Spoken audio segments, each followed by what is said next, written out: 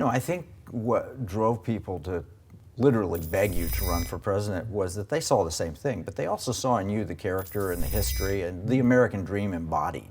I mean, you really have demonstrated that any individual can, with hard work and study and really change the direction and course of their life. Absolutely. And were you starting out, when you were little, did you think, I want to be a brain surgeon? I mean, how do you do that? I didn't, but I will tell you, I always wanted to be a doctor. I listened to the mission stories in church and Sabbath school, and they frequently featured missionary doctors who seemed like the most noble people on the face of the earth. Yeah. And I decided when I was 8 years old that I wanted to be a missionary doctor. Now, it changed over the course of time, but it never deviated from medicine. And now, one interesting aside is when I got to medical school, I decided I wanted to be a neurosurgeon. I thought I wanted to be a psychiatrist before that.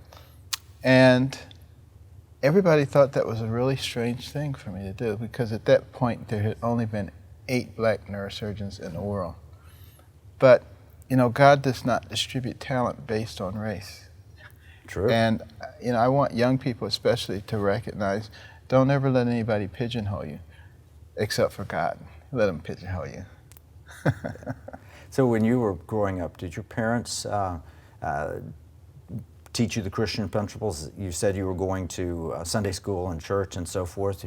Your parents teach you the traditions, Yeah. the history of America, and all of the things that... Well, my parents got divorced when I was 8, and my mother had less than a 3rd grade education. And, but she understood the power of education. She worked as a domestic 2 or 3 jobs at a time, cleaning people's houses. But she was also observing while she was cleaning those houses. And she said, why are these people so successful? Why do they live in these beautiful neighborhoods for these beautiful homes? And she concluded that was because they did a lot of reading and studying.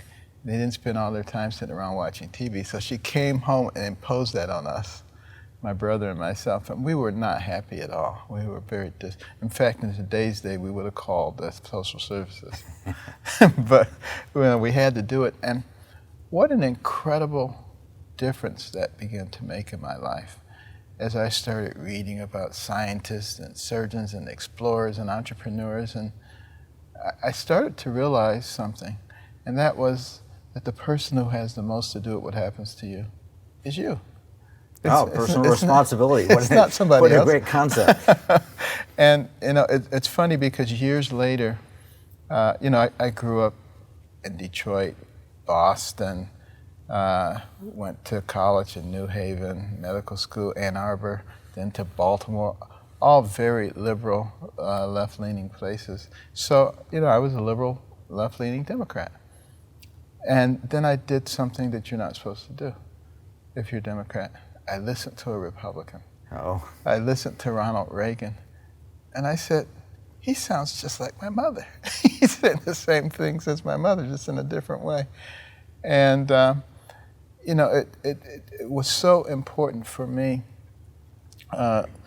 because I was seeing so many patients at that time in East Baltimore who were dependent on a system, who were perfectly healthy people. And I said, we have a system that is making people dependent.